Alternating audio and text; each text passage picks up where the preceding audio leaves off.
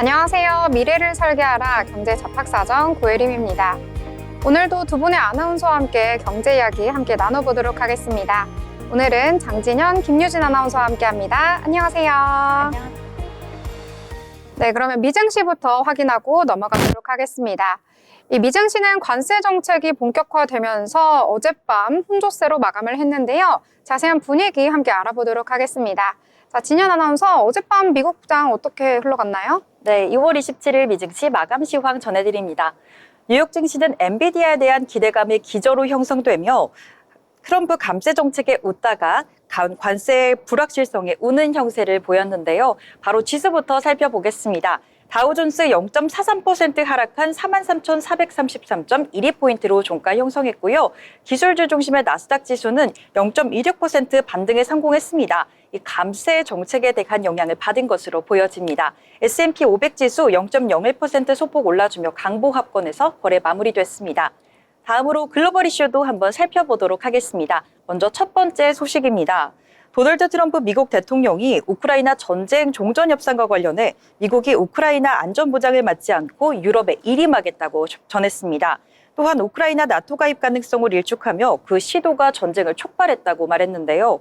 트럼프 대통령은 이후에 25% 관세를 부과할 계획이며 이를 조만간 발표할 것이라고 전했습니다.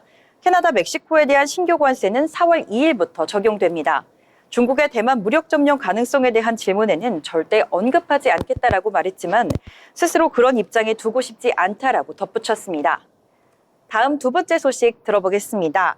다음도 트럼프 대통령의 이야기입니다. 도널드 트럼프 미국 대통령이 영주권을 골드카드로 바꿔 500만 달러에 판매하겠다라고 밝혔습니다. 기존 투자 이민제도 EB-5는 폐지된다고 하는데요.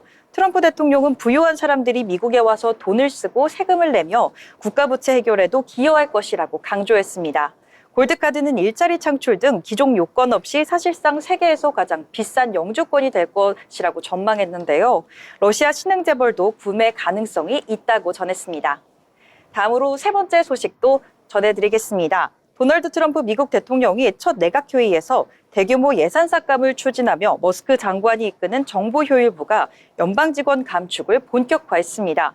머스크는 6조 7천억 달러 예산 중 1조 달러를 삭감할 예정이며 각 정부기관은 3월 13일까지 감축안을 제출해야 합니다. 환경보호청 EPA는 직원 수를 최대 65%까지 줄일 가능성이 있다며 사회보장청도 일부 사무실을 폐쇄했습니다. 일부 연방기관도 10%에서 40%대 감축을 검토 중입니다. 머스크 장관은 정부급여 명단에 불필요한 인원이 많다라고 전했고 트럼프 대통령은 머스크 요구에 응하지 않은 연방직원 100만 명은 해고될 수 있다고 강하게 언급했습니다. 마지막으로 미국 제너럴모터스 GM에 대한 소식입니다. GM은 60억 달러 규모의 자사주 매입과 배당금 인상을 발표하며 주주 환원을 강화하고 나섰습니다. GM은 2분기 말까지 20억 달러치를 우선 매입하고 분기 배당금도 주당 0.12달러에서 0.15달러로 인상할 예정입니다.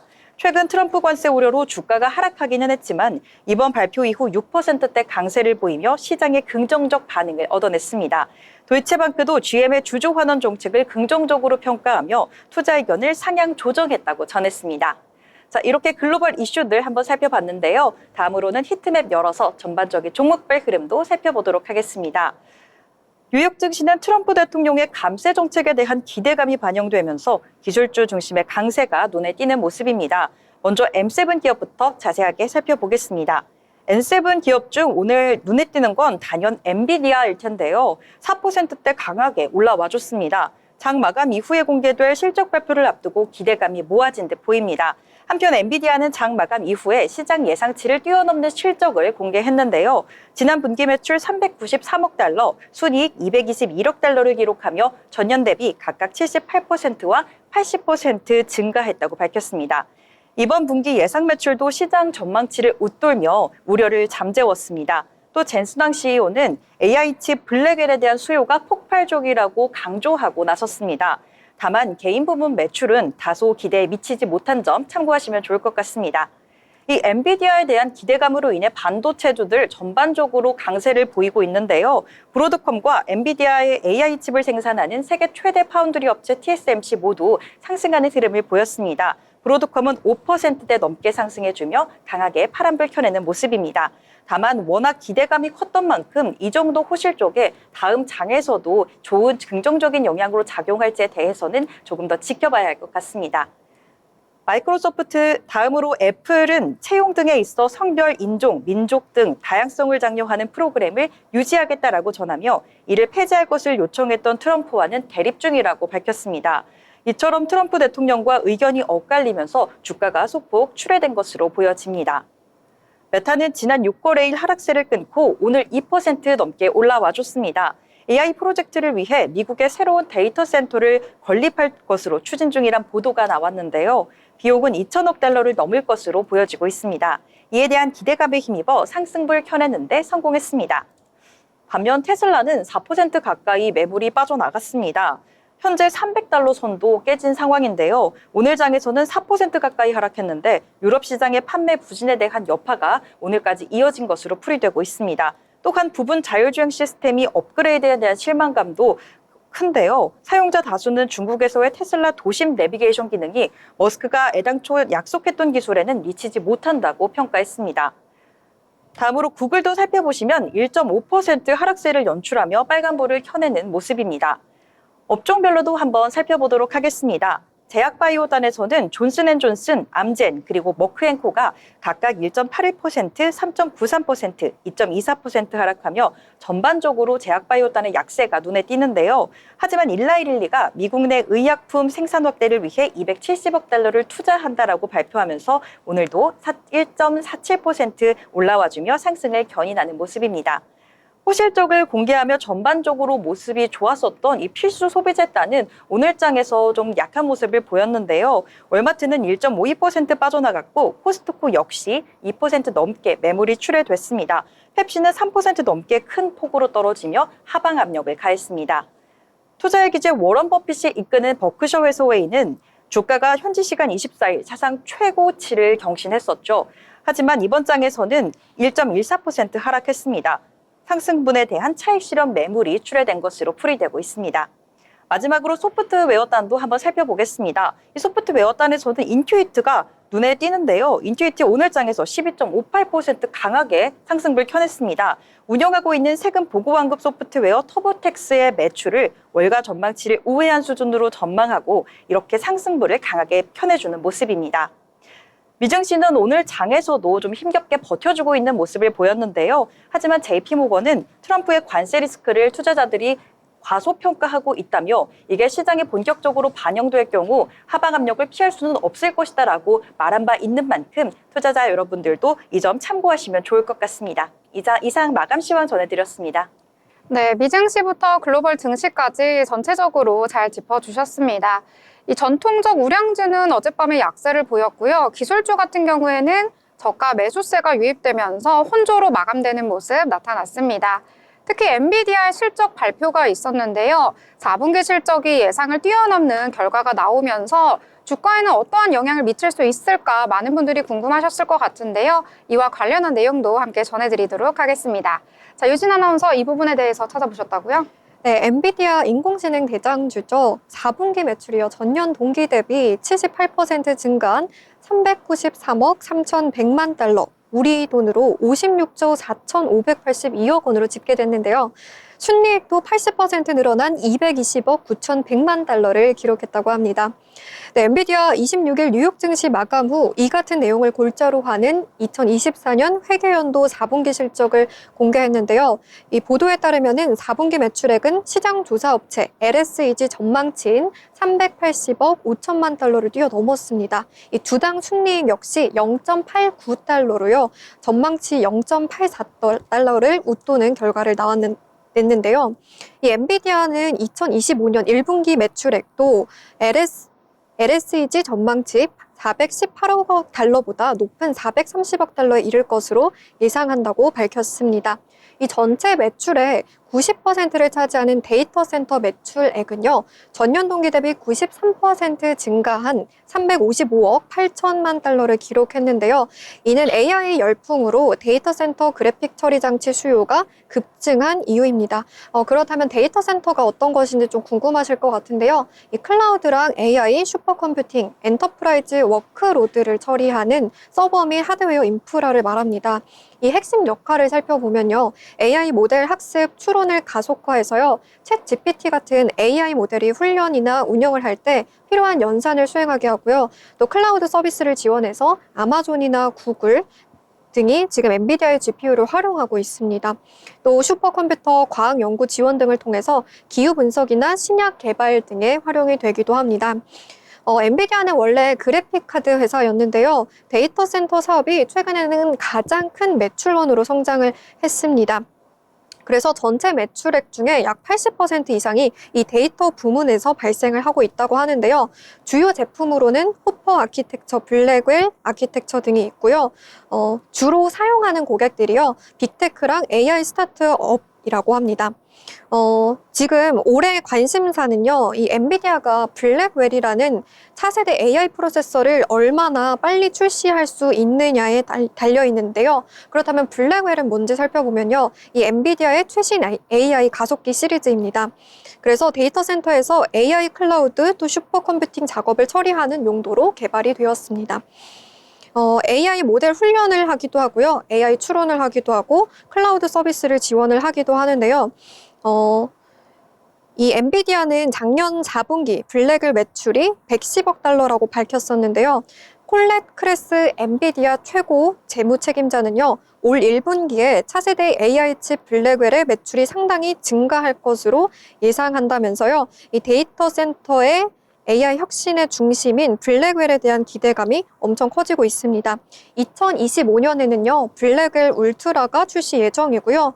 더욱더 강력한 성능으로 돌아온다고 합니다. 또 2026년 이후에는요, 루빈 시리즈가 출시될 거라고 하는데요.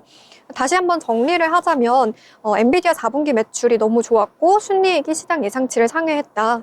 그리고 데이터 센터 매출이 급증했다. 그리고 이로 인해서 우리 장에 삼성전자나 SK하이닉스에 장기적으로 되게 긍정적인 흐름을 줄 것으로 예상이 된다. 이렇게 정리를 할 수 있을 것 같습니다. 왜냐하면 HBM 공급 업체인 삼성전자와 SK가 이에 따른 좀 수혜를 받을 것으로 예상이 되고 있습니다. 네, 이렇게 해서 반도체 이야기 해주셨습니다. 엔비디아 실적이 굉장히 잘 나오긴 했는데요. 주가에는 그다지 영향을 미치지 못한 것 같습니다. 엔비디아의 실적 발표 이후에 컨퍼런스 콜을 했는데요. 별다른 새로운 내용이 나오지 않았다라는 시장의 평가가 있었고요. 이에 따라서 삼성전자와 SK하이닉스 오늘장에서는 하락하면서 마감을 했습니다. 이 부분도 함께 참고하시길 바라겠습니다. 자, 그러면 이번에는 신문에서 저희가 지켜봐야 할, 주목해봐야 할 경제 뉴스들 함께 알아보려고 하는데요. 자, 진현 아나운서 어떤 내용 준비하셨나요? 네, 오늘 신문에서 발췌한 기사를 전해드리는 뉴스 브리핑 시간입니다. 먼저 첫 번째 소식부터 살펴보도록 하겠습니다. 미국과 우크라이나 간 광물 협정이 사실상 타결됐습니다. 원래 미국은 전쟁 기간 지원관 대가로 우크라이나 광물 확보를 5천억 원 달러 규모로 요구했으나 이번 합의에서는 그 규모가 크게 축소됐고 우크라이나에 대한 미국 안전보장 명시도 빠진 것으로 전해졌습니다. 25일 백악관 서명식에서 트럼프 대통령은 젤렌스키 대통령이 28일 미국에 방문해 서명하고 싶어 한다면서 협정 마무리를 시사했습니다. 외신 보도에 따르면 회의 중 젤렌스키 대통령이 고성을 질렀다는 일화도 전해졌는데요. 또한 우크라이나 측은 미국의 안전보장 내용이 반영되지 않았다면서 추가 논의를 예고했습니다. 우크라이나는 세계 광물 매장량의 5%를 보유하고 있지만 히토류 등 전략물자 대량 생산은 시간이 좀 더 걸릴 전망이며 히토류 매장지가 러시아 점령 지역과 겹치고 있는 점도 문제로 제기되고 있습니다. 트럼프 대통령은 러시아 히토류에도 관심을 보이며 협의 가능성을 시사했습니다. 다음으로 두 번째 소식입니다. 중국과 독일이 올해 적극적인 재정 지출 정책을 예고하며 도널드 트럼프 미국 행정부의 경제 안보 파고와 글로벌 불확실성에 대응하고 나섰습니다. 중국은 부동산 및 내수 경기 침체 극복을 위해 적극적인 재정 정책과 통화 정책 완화를 올해 정책 기조로 내세웠는데요. 시진핑 국가주석 등 중국 지도부는 지난해 말 중앙경제공작회의에서 소비 진작과 기술 혁신을 최우선 과제로 선정했으며 트럼프 2기 행정부 출범으로 인한 무역 갈등에 미리 대비하고 있습니다. 이와 관련해 중국은 다음 달 초 예정된 양회에서 재정 적자율을 GDP 대비 현재 3%에서 4%로 상향할 전망이라고 전했습니다. 또한 로이터 통신은 3조 위안, 우리 돈 약 593조 원 규모의 특별 국채 발행 계획을 보도하며 재원을 마련해 내수 경기 활성화에 힘쓸 것이라고 전했습니다. 다음 소식입니다. SK텔레콤이 스마트폰을 넘어 최초로 차량용 생성형 AI 서비스 에이닷 전화를 구글의 안드로이드 오토 버전으로 출시했습니다. 이번 서비스는 운전 중에도 AI가 통화 내용을 녹음하고 요약해주는 기능을 제공해 안전한 통화 환경 조성에 기여할 것으로 기대됩니다. SK텔레콤은 자체 개발한 대형 언어 모델 A.X를 기반으로 일정 관리와 스팸 및 피싱 차단, 동시 통역 등 다양한 기능도 지원해주며 추가 기능 도입을 검토 중에 있습니다. 이번 출시로 SK텔레콤은 AI 사업 고도화를 앞두고 해외 진출과 유료화 전략을 본격화할 계획입니다. 기업용 AI 에이전트 에이다 출시를 앞두고 있고 또 해외 이용자를 겨냥한 AI 에이전트 에이터를 다음 달 북미 시장에 출시할 계획이라고 밝혔습니다. 한편 KT와 LG U+도 세계 최대 이동통신 전시회 MWC 2025를 기점으로 AI 에이전트를 중심으로 사업 확장에 나서며 글로벌 경쟁력을 한층 더 강화할 전략이라고 밝혔습니다. 다음 소식입니다. 현대로템이 모로코 철도청과 역대 최대 규모인 2조 2027억 원 상당의 2층 전동차 공급 계약을 체결하며 해외 수주에 성공했습니다. 정부와 한국철도공사, 코레일 등 민관이 합심한 코레일 원팀의 성과로 평가되고 있는데요. 이번 수주는 현대로템 철도사업 단일 프로젝트 중 최대 규모를 기록했습니다. 모로코 전동차는 시속 160km급으로 카사블랑카를 중심으로 주요 지역을 연결하며 유지 보수는 현대로템과 코레일이 공동 협의 후 진행될 전망입니다. 전동차는 2030년 모로코 월드컵 개막에 맞춰 순차적으로 개통될 계획이라고 전했습니다. 이번 수주는 호주 및 미국 등에서 진행했던 대규모 수주 사례보다 더 큰 규모로 모로코 전동차 부품의 약 90%가 200여 개 국내 중소, 중견기업에서 공급되는 등 한국 철도의 아프리카 시장의 확대 전환점이 될 전망으로 평가받고 있습니다. 또한 박상우 국토교통부 장관, 백원국 제2차관, 그리고 외교부 등 정부 관계자들의 적극적인 지원이 큰 역할을 했다고 평가받고 있는데요. 현대로템 관계자는 민간이 합심한 결과 세계 시장에서 K철도의 경쟁력이 인정받은 사례라고 이같이 말했습니다. 마지막 소식입니다. 도널드 트럼프 미국 대통령이 기존 투자이민제도 EB5를 폐지하고 $500만 달러를 지불하면 영주권과 동일한 혜택을 제공하는 골드카드 제도를 도입하겠다고 밝혔습니다. 이는 기존 투자이민 프로그램보다 5배 이상 높은 금액으로 정부에 직접 돈을 내는 방식입니다. 트럼프 대통령은 골드카드는 영주권보다 지위가 높으며 기업과 부유층이 미국에서 장기 체류를 할 기회를 얻게 되는 것이라고 말했는데요. 또한 기존 EB5 제도는 거짓과 사기가 만연하다며 철저한 심사를 거친 골드카드가 미국 경제에 더욱더 기여할 것이라고 전했습니다. 현행 EB5 비자는 90만 달러 이상 투자 시 영주권을 부여하지만 새 정책에서는 투자 조건 없이 정부에 $500만 달러를 직접적으로 지불하면 시민권 취득을 할 수 있는 길이 열린다고 합니다. 이에 대해 해외 부유층들을 대상으로 영주권 장사를 하는 것이 아니냐는 비판도 받기도 했습니다. 한편 골드카드 신청자의 신원 검증 절차는 더욱더 까다로울 전망인데요. 트럼프 행정부는 약 2주 뒤부터 본격적인 시행에 나설 것이라고 전했습니다. 이상 뉴스 브리핑이었습니다. 네, 여러 가지 뉴스들 잘 정리를 해주셨습니다. 저는 특히 SK텔레콤의 이 에이닷 전화 굉장히 사용을 해보고 싶은데요. 들어보니까 개인 비서를 둔 것처럼 내가 통화 중에 나의 일정 같은 것들을 이야기하면 그것들을 저장했다가 일정이 있다고 알려주고 또 심지어 외국어로 통역도 해준다고 합니다. 점점점 발전하는 AI 우리 일상 속에도 침투되고 있으니까요. 이러한 부분도 참고하시면 좋을 것 같습니다.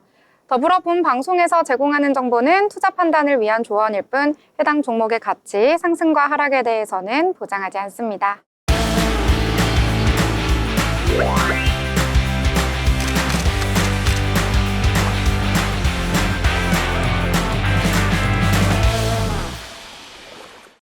네, 이번 시간은 전국의 축제, 전시, 하프를 알아가는 시간이죠. 어디 갈까 시간입니다.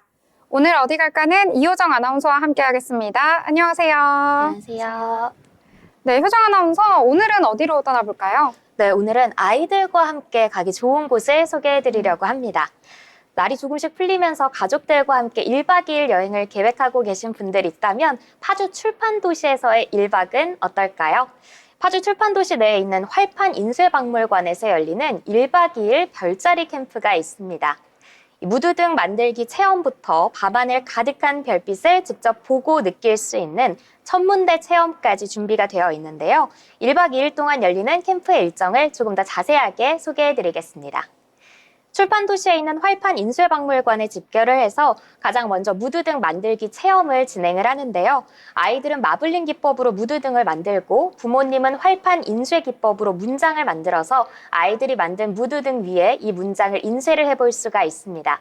저도 작년에 이 박물관에 가서 활판 인쇄 체험을 해봤는데요. 박물관에 무려 3,800만 개의 활자가 있어요. 내 이름이나 내가 쓰고 싶은 글자를 찾아서 활자판에 놓고 직접 찍어내는 체험을 해볼 수가 있는데 굉장히 신기하기도 하고 또 내 이름 어딨지? 하고 찾아보는 그런 재미도 있었습니다. 특히나 아이들이 만든 무드등 위에 부모님이 만든 문장을 새길 수 있다니까 더욱 뜻깊은 경험이 될 것 같습니다. 또 저녁에는 아이들은 천문대 체험을 가고요. 부모님들께는 자유 시간을 드립니다. 아마 부모님들께서 가장 기다리실 시간이 아닐까 싶은데요. 1박 2일 별자리 캠프의 첫날 첫 번째 체험을 제외하고는 모두 아이들끼리 이 체험 프로그램을 진행을 합니다. 사실 아이들과 함께 여행 떠나면 부모님들께서는 좀 차 한 잔 마시는 여유조차 사치다라고 이야기를 하시잖아요.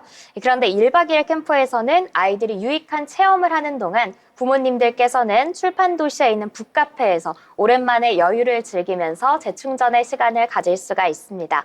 천문대로 아이들이 떠난 사이에 책을 읽으면서 마실 수 있는 커피와 와인도 이 체험 프로그램에 포함이 되어 있는데요. 책 읽으면서 와인 한 잔, 생각만 해도 너무 좋지 않나요? 부모님들이 여유를 즐기시는 동안 아이들은 출판도시를 떠나서 천문대에서 생생한 우주를 경험하고 옵니다. 전문가의 재미있는 설명으로 별과 행성들의 신비로운 이야기를 들어보면서 과학적 상상력을 키우고 또 나만의 우주에 대한 꿈을 키워갈 수가 있습니다.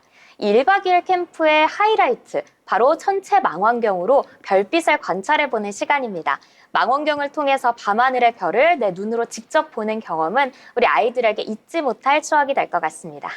네, 저녁 프로그램까지 정말 알차게 준비가 되어 있고요. 또 직접 체험해 보셨다고 하니까 네. 더욱더 신뢰가 좀 가는데요. 자, 그러면 아까 1박 2일이라고 말씀을 해주셨는데 잠은 어디서 자나요?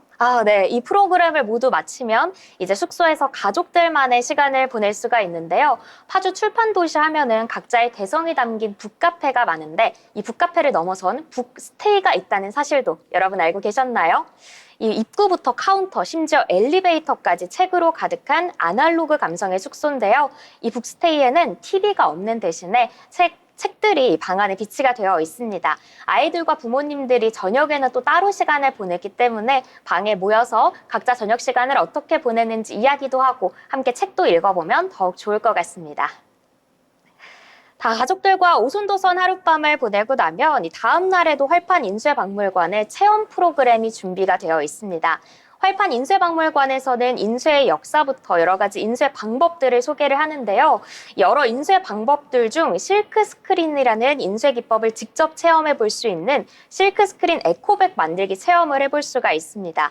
보고 듣고 직접 만들어 보면서 인쇄 기법을 배울 수 있으니까 아이들이 박물관을 조금 더 재미있게 생각할 수 있을 것 같습니다. 네, 정말 그럴 것 같아요. 이게 아이들이 박물관이라고 하면 조금 지루하게 생각하기도 하잖아요. 맞아요. 네, 출판도시에서 하룻밤 자면서 다양한 체험들 즐기다 보면 아이들도 정말 좋아할 것 같네요. 네, 맞습니다.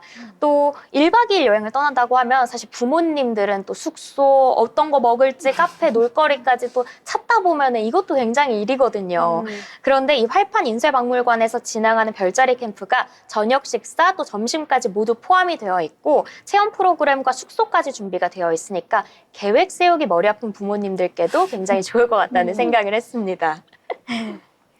네, 특히 계획 세우기가 귀찮은 요즘 MBTI 검사하면 P라고 나오잖아요. 네, 바로 접니다. 아, 그래요? 사실 저도 P긴 한데요. 이 P 성향의 부모님들께 정말 추천을 드리고 싶습니다. 그래서 이 캠프 꼭 가고 싶은데요. 도대체 언제 열리는 건가요? 날짜를 꼭 알고 가셔야죠. 이 캠프가 활판 인쇄박물관에서 진행하는 별자리 캠프가 4월 19일, 그리고 6월 6일, 8월 16일, 12월 20일에 진행이 될 예정인데요. 활판 인쇄박물관 홈페이지에서 현재 예약을 할 수가 있습니다. 다양한 체험부터 식사, 숙박까지 모두 포함이 되어 있는데 1인당 10만 원 중후반대의 가격으로 꽤나 가성비 있게 놀고 올 수 있다는 점도 기억해 주시면 좋을 것 같습니다. 아이를 동반한 2인 가족부터 4인 가족까지 체험이 가능하고요. 체험비는 가족 수에 따라서 조금씩 달라집니다. 올해는 4월부터 11월까지가 여름일 거라고 하죠. 추우면 추운 대로 또 더우면 더운 대로 밖에서 체험 활동을 하기가 어려운데요. 박물관에서 가족들과 함께 다양한 체험 프로그램을 할 수 있고 또 별이 빛나는 밤에 우리 아이들에게 특별한 경험을 선물해주고 싶다면 파주 출판도시에서의 1박 2일 캠프에 참여해보시면 좋을 것 같습니다. 너 여행 갈 거야, 공부할 거야? 공부요? 공부할 거야, 여행 갈 거야? 여행이요? 여행부터 공부까지 알차게 함께하고 싶은 부모님들 계시다면은 이 활판 인쇄박물관에서 진행하는 별자리 캠프에 가보시면 좋을 것 같습니다. 네, 이렇게 여행과 공부 두 마리 토끼를 잡을 수 있는 이번에 정말 파주로 떠나야겠다라고 생각이 드는 소식이었는데요. 너무나도 알찬 소식이었던 것 같습니다. 지금까지 함께해 주신 이효정 아나운서 감사합니다.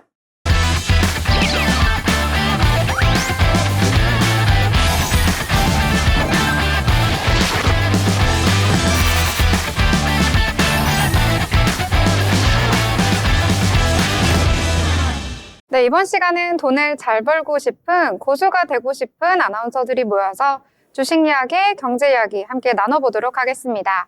먼저 국내 증시 어떻게 마감이 됐을지 살펴보려고 하는데요. 자, 유진 아나운서 오늘 장 정리를 해주시죠. 네, 안녕하세요. 시황센터의 김유진입니다. 오늘은요, 2월의 전체 흐름 한번 돌아보고요. 또 주요 이슈들 살펴보려고 합니다.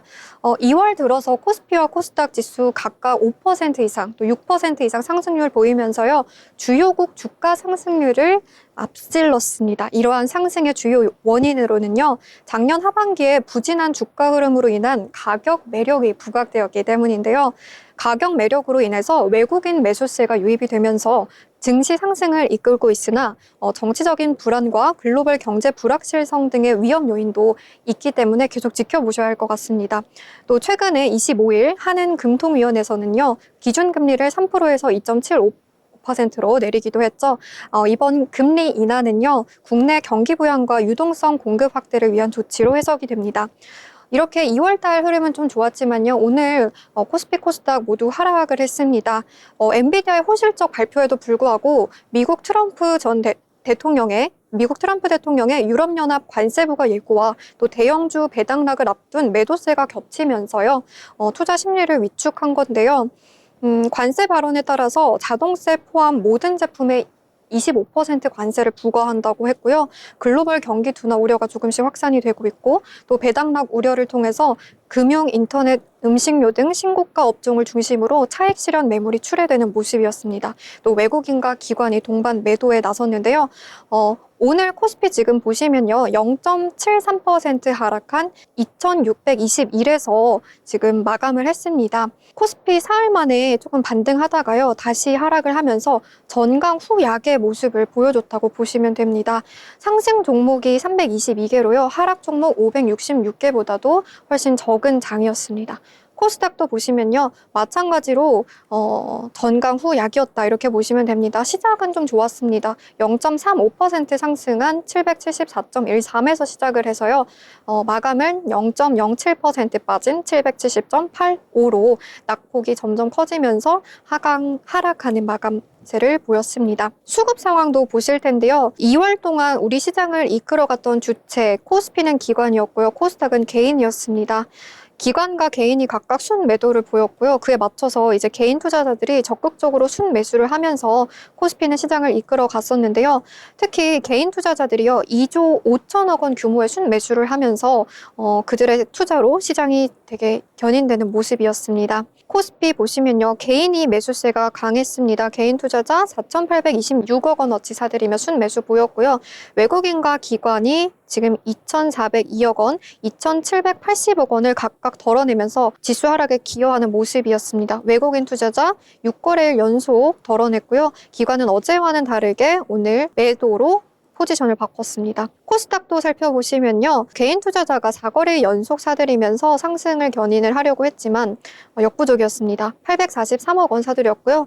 외국인과 기관 4거래일 연속 모두 다 덜어내는 모습을 보실 수가 있습니다. 시가총액 상위 종목을 보실 텐데요. 코스피 보시면요. 지금 기아를 제외하고는요. 모두 파란불 짙게 켜고 있습니다. 반도체주 지금 보시면요. 삼성전자와 SK하이닉스 오늘 엔비디아의 좋은 전망이 나왔음에도 불구하고요. 하락세 보였습니다. 삼성전자 2월 동안 저조한 흐름 보였었죠. 이 AI 칩 기술 및 반도체 생산에서 경쟁이 심화되고 있는 상황에서요. 삼성전자가 그동안 예상했던 만큼의 기술 리더십 회복에 어려움을 겪고 있다는 평가가 나오고 있습니다. 오늘 0.53% 빠진 56,300원에 거래되었고요. SK하이닉스 역시 1.87% 하락하면서 쉬어갑니다. 셀트리온 보시면요. 자가 면역 질환 치료제 램시마 매출이 1조 원 돌파했다는 소식에 어제는 9% 가까이 올랐는데요. 오늘 3.49% 빠지면서 쉬어가는 모습 보였습니다. 기아만이 0.53% 상승한 94,600원의 좋은 흐름 보여줬고요. 코스닥 살펴보시면요. 혼조세가 보이고 있습니다. 에코프로 BM 그리고 에코프로 지금 하락했는데요. 오늘 쉬어가는 모습이었고요. HLB 보시면요. 9.34%까지 올랐습니다. 네, HLB의 가남 신약이 유럽 종양학회 가이드라인 1차 치료제로 등재되었다는 소식에 8% 이상 급등했습니다. 리가캠 바이오 최근에 조금 상승세 보였었는데요. 오늘은 쉬어가네요. 이 중국의 우시 XDC와 차세대 항체 약물 접합체 치료제 개발을 위한 확장 업무 협약을 했던 소식에 올라왔었는데요. 오늘은 좀 쉬어가고요. 클래시스도 이슈가 있죠. 오늘 19% 이상 급등했습니다. 삼성전자 인수설에 강세를 보였다는 모습을 좀 소개해드릴 수 있을 것 같습니다. 오늘 특징 섹터를 보면요. 화장품 섹터가 좀 좋았습니다. 한한령 해제 기대감에 토니모리와 APR 등이 많이 올랐고요. 또 태양광 관련주 인도의 탈중국 정책 기대감에 하나솔루션과 OCI 홀딩스가 올랐습니다. 또 방산 항공주도 상승했는데요. 한국항공우주 8%, 티웨이 홀딩스 10.44% 등으로 상승하는 모습을 보실 수가 있습니다. 앞으로도 더위와 함께 주가 흐름 지켜보시면 좋을 것 같습니다. 네, 이렇게 오늘 마감 시황 잘 정리를 해주셨습니다. 코스피와 코스닥 살펴보시면은요, 코스피 같은 경우에는 어제 상승분 모두 반납을 하면서 마감을 했습니다. 전일 대비 0.73% 내리면서 마감했는데요. 2621선에서 마감을 했고요. 코스닥 같은 경우에도 오늘 마이너스로 마감이 됐습니다. 장 초반에 그래도 좀 플러스로 보였었는데요. 계속해서 등락을 거듭한 끝에 결국에는 약보합에서 마감했습니다. 전일 대비 0.07% 내리면서 770선에서 거래를 마쳤습니다. 이 시가총액 상단에 위치한 종목들 보시면은요, 특히 코스피 같은 경우에는 오늘 전체적으로 파란불을 켠 모습 나타났습니다. 엔비디아의 실적이 잘 나왔음에도 불구하고 국내 반도체주 그다지 영향을 받지 못했는데요. 삼성전자와 SK하이닉스 모두 하락하면서 마감하는 모습 나타났고요. 코스닥 같은 경우에도 오늘 희비가 엇갈리는 모습 나타나줬습니다. 제약바이오 중심으로 일부 종목만이 상승을 했다. 이렇게 정리를 해볼 수가 있을 것 같은데요. 이 오늘장 같은 경우에는 트럼프의 관세 정책 그리고 배당락일에 대한 영향으로 인해서 여러 가지 이슈들이 혼재되어 있는 시장이었는데요. 오늘장에 대해서도 함께 이야기 나눠보도록 하겠습니다. 자, 그러면 진현 아나운서는 오늘장에서 제약 쪽에 주목을 하셨다고요? 네, 앞서 언급됐다시피 오늘 우리 하락 장세 속에서도 빛을 발했던 LAB, HLB 그룹주를 제가 들고 왔는데요. 그중에서도 HLB 제약 쪽에서 제가 말씀을 드려보려고 합니다. HLB 오늘 그룹주가 일제히 상승하는 흐름을 보였습니다. 간암 신약인 리보캄레 병용요법이 유럽 종양학회 간암 진단 치료 가이드라인에 1차 치료제로 등재된 영향인 것으로 풀이가 되고 있는데요. 이외에도 HLB 생명과학이 5.53%로 강세를 보였고요. 또 그룹주들 HLB LG엘비 테라퓨틱스 8.42% 거세게 올라와줬습니다. LG엘비 바이오스텝은 4.5%, 그리고 LG오비 이노베이션이 1.4% 올라오는 등 그룹주들이 모두 일제히 동반 상승하는 흐름 기분 좋게 연출했습니다. 이 에스모 가이드라인은 암 진단, 치료 및 관리에 대한 정보를 제공하는 권위 있는 지침서로서 미국 암 종합 네트워크 가이드라인과 함께 환자 치료의 기준으로도 활용되고 있습니다. 다만 FDA 승인 여부에 따라 주가 변동성은 조금 클 것으로 예상되고 있습니다. LG엘비는 리보세라닙과 캄렐리주마 병용요법을 간암 1차 치료제로 FDA에 신약 허가 신청한 상태인데요. 승인이 될 경우 국산 항암제 최초로 FDA 승인을 허가받은 게 됩니다. 그러나 지난해 5월 공동개발사인 항소제약이 FDA로부터 보완 요구서를 받아 승인이 한 차례 불발된 바 있었죠. 이에 LG엘비는 보완 사항을 반영해 지난해 9월 FDA 재심사를 요청했고 최종 승인은 현지 시각 3월 20일에 결정될 것으로 나타났습니다. 이 점도 함께 주목해 보시면 좋을 것 같습니다. 이런 LG엘비 제약, 이 LG엘비 그룹주들 중에서도 거센 강세를 보였는데요. 차트 확인해 보시면 오늘 LG엘비 고가로는 23% 이상 거센 상승세를 보였습니다. 하지만 안타깝게 살짝의 윗꼬리를 어느 정도 달고 내려오면서 종가로는 17.29% 상승한 31,550원을 형성했습니다. 수급 상황도 다른 전일에 비해서 굉장한 수급 상황이 몰려들며 거래량이 많았다라고 보시면 좋을 것 같습니다. 네, HB 그룹주 이 간암 신약이 유럽의 종양학회에 치료제로 등극을 했다라는 소식 속에서 그룹주 전체적으로 강한 상승 보여줬는데요. LG엘비 글로벌도 6%대, LG엘비 자체는 9%대 올랐고요. LG엘비 테라퓨틱스도 8%대, 그리고 방금 소개해주신 LG엘비 제약 같은 경우에는 17%대 급등을 하면서 오늘 제약주 전반에 온기가 스며들었다, 이렇게 정리를 해볼 수가 있을 것 같습니다. 자, 이번에는 또 다른 내용들 함께 알아보려고 하는데요. 저희가 그동안 방송에서 경영권 분쟁과 관련해서 이 주가가 움직이고 있다라는 내용 전해드렸었는데 오늘 그 내용의 결과가 나온 것 같습니다. 자, 그 내용 준비하셨다고요? 네, 바로 이 티웨이 항공, 티웨이 홀딩스입니다. 대명 소노그룹이요, 티웨이 항공을 인수했습니다. 티웨이 항공의 최대 주주인 티웨이 홀딩스의 주가가 장 개장과 함께 상한가까지 오르기도 했는데요. 27일 한국거래소에 따르면요, 티웨이 홀딩스는 장 개장 직후 9시 5분에 921원으로요, 상한가 기록했습니다. 또 9시 32분에는요, 22.57% 상승한 가격을 연출하기도 했는데요. 티웨이 홀딩스, 티웨이 항공의 지분을 28% 지금 보유한 최대 주주입니다.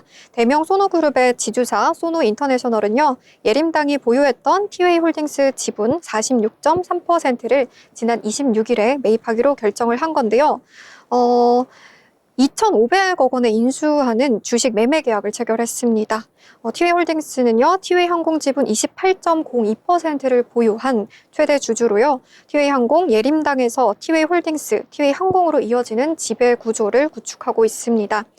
대명 소노는 지난해 1,760여억 원을 투입해서 티웨이 항공 지분 26.77%를 확보한 데 이어서요, 티웨이 홀딩스 주식을 인수하면서 총 54.79%라는 티웨이 항공 지분과 경영권을 갖게 된 겁니다. 대명 소노는 또 다른 LCC인 에어프레미어와의 합병도 검토하고 있는 것으로 알려졌는데요. 대명 소노는 대형 항공사와 LCC 장점을 결합한 하이브리드 항공사를 표방하는 에어프레미어 지분 13.5%를 가진 2대 주주이기도 합니다. 대한항공으로부터 유럽 노선을 넘겨받은 티웨이 항공에 미주 노선이 중심인 에어프레미어까지 품을 경우요, 아주 대형 항공사가 탄생할 거라는 가능성도 있는데요. 대명 소노는 국내 20개 호텔과 또 리조트와 해외 인프라를 토대로 연계 상품 개발을 하는 등 산업 간의 시너지도 기대 중입니다. 네, 이렇게 티웨이 홀딩스 말씀해 주셨습니다. 오늘 장 개장하자마자 VI가 발동되기도 했고요. 9시 5분경에 상한가 터치하기도 했었는데 결국에는 상한가 풀리면서 오늘 10%대 급등으로 마감을 했다. 이렇게 정리를 해볼 수가 있을 것 같습니다. 자, 그러면 이번에는 저희가 리포트 함께 살펴보려고 하는데요. 리포트 항상 보시면서 투자에 대한 계획들 함께 세우시면 좋을 것 같습니다. 오늘도 리포트 준비해서 함께 보려고 하는데 진현 아나운서 오늘은 어떤 내용으로 준비를 하셨을까요? 네, 오늘 저는요, 좀 화장품에 대한 이야기를 좀 가져와 봤는데요. 시청자 여러분도 혹시 주로 사용하시는 브랜드 제품이 있으신가요? 저는 다양한 제품의 화장품들, 특히 기초 화장품을 사용하고 있는데 어느 날 이 제조 회사를 확인해 봤더니 굉장히 많은 제품들이 바로 이 회사의 제품이었습니다. 바로 오늘 이야기를 나눠볼 콜마의 제품이었는데요. 자, 오늘은 최근 기분 좋은 상승세를 보여주고 있는 한국 콜마의 국내외 사업 성과와 미국 시장을 공략할 전략, 그리고 2025년 전망에 대한 핵심 내용까지 한번 살펴보도록 하겠습니다. 이제 미국에서 콜마 매력을 보여주기라는 제목의 교보증권의 리포트입니다. 먼저 전년도 영업이익부터 한번 살펴보도록 하겠습니다. 2024년 4분기 연결 기준 한국 콜마의 매출액은 약 5,905억 원, 영업이익은 368억 원을 기록했습니다. 매출은 전년 대비 7% 증가했지만 영업이익은 전년 대비 1% 감소한 모습을 보였는데요. 특히 시장 기대치인 505억 원 대비 약 27% 낮은 영업이익을 나타낸 것으로 보여집니다. 이는 자회사 실적 부진, 그리고 일회성 인센티브 비용 60억 원 제품 보증 충당금 18억 원 등이 반영된 결과로 보여집니다. 한국 콜마는 해외 시장에서도 굉장한 성과를 보여주고 있죠. 그렇다면 국가별로는 과연 어떤 성과를 냈는지 하나씩 살펴보도록 하겠습니다. 먼저 국내 시장부터 살펴보시죠. 한국 내 매출은 2,413억 원으로 전년 대비 13% 증가했습니다. 상위 레고시 브랜드들의 부진은 있었지만 수출 중심의 고객사의 호조로 인해 이를 상쇄했습니다. 제품별로는 선 제품, 스킨케어, 메이크업 순으로 비중이 나타났으며 특히 스킨케어가 55%를 차지하고 있습니다. 공장 가동률은 약 71% 수준이고 비수기에도 수출 브랜드의 견조한 수요 덕분에 선 제품 매출은 전년 대비 187% 성장하는 등 긍정적인 흐름을 보여주고 있습니다. 다음으로 중국 시장도 살펴보겠습니다. 중국 부문은 매출이 전년 대비 8% 감소했습니다. 영업이익은 15억 원의 적자를 기록했는데요. 고객사의 수는 증가했으나 전반적인 영업 둔화와 제품 믹스 악화, 즉 마진이 적은 제품군 위주의 판매로 인한 부담이 적자 전환의 주요 원인이 된 것으로 풀이되고 있습니다. 다행히 1분기에는 선케어 제품 수요 증가로 흑자 전환이 기대되고 있는 상황입니다. 다음으로 미국 살펴보시면 미국 매출은 200억 원으로 전년 대비 76% 증가했습니다. 영업이익은 12억 원으로 흑자 전환에 성공했는데요. 미국은 제1공장 33억 원의 이익을 기록했으며 기술 영업센터 관련 비용 21억 원이 반영돼 있는데요. 특히 올해 3월부터 가동 예정인 미국 제2공장이 주목되고 있습니다. 현재 미국 시장에서는 총 100여 곳의 고객사가 확보되어 있습니다. 제2공장 가동으로 중장기적으로 미국 시장 확대에 박차를 가할 계획이라고 전했습니다. 다음으로 캐나다는 매출이 전년 대비 5% 하락했으며 글로벌 고객사 불황 영향이 작용한 것으로 분석되고 있습니다. 자회사인 HK 이노에는 전반적으로 긍정적인 흐름을 보였고요. 용기업체인 연우는 매출 전년 대비 비슷하지만 영업적자 10억 원을 기록했다는 점도 함께 참고하시면 좋을 것 같습니다. 다음으로 전년도 실적을 알아봤으니 이번에는 올해 전망과 성장 전략에 대해서도 알아보도록 하겠습니다. 이 리포트에서는 올해 연결 기준으로 매출액 2.8조 원, 영업이익 2,500억 원을 전망하고 있습니다. 각각 전년 대비 13%와 28%의 성장률을 기대하고 있는 건데요. 앞서 말씀드렸다시피 상위 고객사의 부진에도 불구하고 수출 중심 고객사의 주문 증가에 힘입어 추가 증설을 통해 생산 캐파를 확대할 전망입니다. 세종과 인천 지역의 기초 및 색조 공장 증설과 B&H 공장 인수를 통해 단가 경쟁력과 수익성 개선에 집중함으로써 내실 있는 성장 기반을 마련할 예정이라고 전했습니다. 더 주목해볼 만한 점은 한국 콜마의 주요 성장 동력을 미국 시장에서 찾아볼 수 있다라는 전망인데요.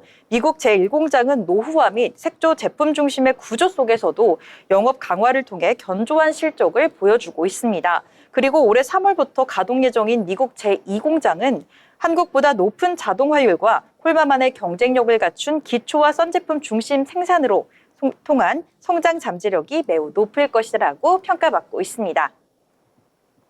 미국 제1공장의 월 BEP, 즉 손익분기점은 40억 원에서 50억 원 수준이며 미국 제2공장은 월 20억 원 내외의 BEP가 예상되고 있어 상대적으로 빠른 흑자 전환이 예상되고 있습니다. 또한 제2공장은 창고 비용 절감 효과와 또 빠른 생산 캐파 확장이 가능하다는 점에서 미국 내 고객 주문 대응력을 한층 더 강화할 전망입니다. 또한 한국콜마는 미국, 캐나다, 그리고 필요시 프랑스 등 글로벌 생산 거점을 하나의 생산 플랫폼으로 통합해 동일한 품질과 효율성을 유지하는 전략을 추진하고 있는데요. 기존 한국 공장에서 단순히 생산 물량을 이전하는 대신 새로운 프로젝트와 생산 라인 확장을 통해 경쟁력을 강화하는 데 더 주목하고 있습니다. 특히 현재의 경쟁사와의 비용 경쟁력 측면에서도 미국 내 인건비가 상승했음에도 불구하고 미국의 임금 단가가 한국보다 낮고 또 고용이 유연하다라는 점을 활용해 비용 절감 효과를 기대해 볼 수가 있을 것 같습니다. 또 관세 이슈와 관련해서도 화장품은 생필품 성격을 띠고 있어 25% 관세 부과 우려가 크지 않기 때문에 생산 원가에 큰 부담을 주지 않을 것으로 보여지고 있습니다. 따라서 경쟁력 측면에서도 우위에 있다라고 보실 수가 있겠습니다. 마지막으로 기업을 파악할 때 중요하죠. 재무제표와 투자 포인트도 한번 짚어보겠습니다. 재무제표 살펴보시면 한국콜마는 지난 2년간 매출과 영업이익 모두 꾸준히 성장하고 있습니다.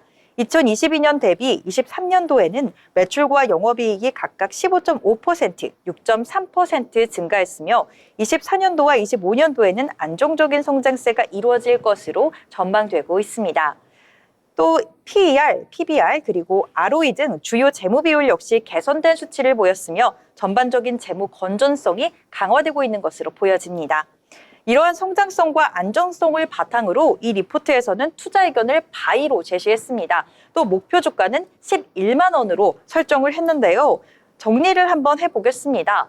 한국콜마는 국내외에서 안정적인 매출을 성장을 기록하고 있으며 특히 미국 시장에서의 적극적인 공장 확충과 자동화 설비 도입을 통해 글로벌 경쟁력을 한층 더 강화하고 있다라고 보실 수가 있겠습니다.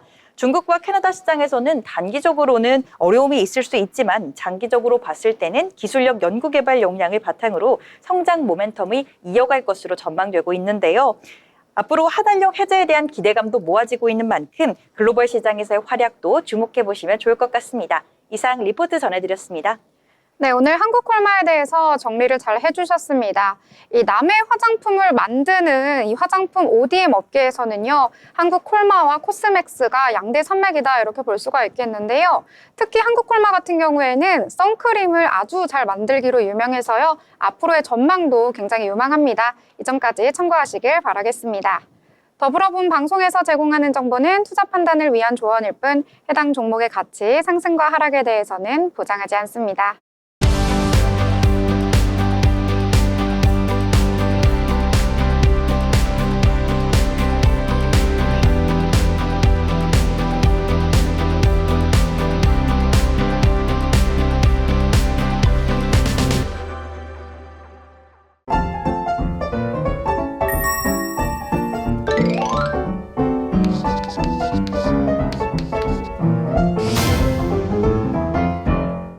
네, 오늘장에 대해서 다양한 이야기 함께 나눠봤습니다.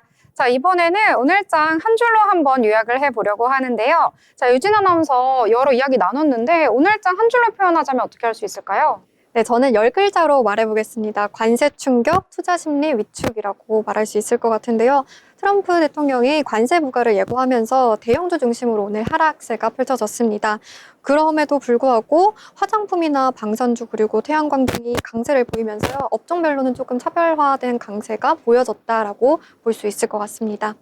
네, 순환매 장세 계속되고 있다라고 정리를 해주셨습니다. 자, 그러면 이번에 진윤 아나운서는 어떻게 정리하면 좋을까요? 네, 저는 이번 장에 대해서 틈새 시장 공략이라고 정리해보고 싶은데요. 네, 종목별 장세가 좀 짙게 나타나고 있는 요즘입니다. 뚜렷한 호재는 없지만 그렇다고 해서 악재도 없기 때문에 우리 시장이 오늘 좀 주춤하더라도 그 사이에서 빛을 발하는 종목들은 반드시 존재하고 있습니다. 트럼프의 관세 정책의 영향을 비껴갈 수 있는 무푼지대의 종목들 잘 선별하셔서 오늘은 LCLB 그리고 또 콜마 제가 말씀드렸던 화장품주 같은 이런 종목들 잘 선별하셔서 투자하시면 좋을 것 같습니다. 네, 그럼 진윤 아나운서가 찾은 틈새는 H7B인가요? 오늘 시장에서는 LCLB라고 단연 말씀드리고 싶은데요. 네. 제가 오늘 본 중에서는 이 일제히 상승한 그룹주 전체가 상승한 거 제가 굉장히 오랜만에 본 오늘 굉장히 특징적인 종목이다라고 말씀을 드리고 싶어요. 이 LCLB 단순히 제약뿐만이 아니라 전반적으로 제약 그리고 아까 말씀드렸던 LCLB 그룹주, 홀딩스 전체적인 그룹주들이 상승했기 때문에 저는 오늘 하나만 딱 꼽자면 네. LCLB라고 말씀드리고 싶네요. 네, 설명까지 아주 자세하게 덧붙여 주셨습니다. 자, 저는 계속해서 주도주가 없어서요. 주도주를 찾아보자 이렇게 정리해 보도록 하겠습니다. 자, 이제 2월도 단 한 거래일만 남아두고 있습니다. 내일장도 성공적인 투자하시길 바라고요. 저희는 내일 방송으로 다시 찾아뵙도록 하겠습니다. 시청해주신 여러분 고맙습니다.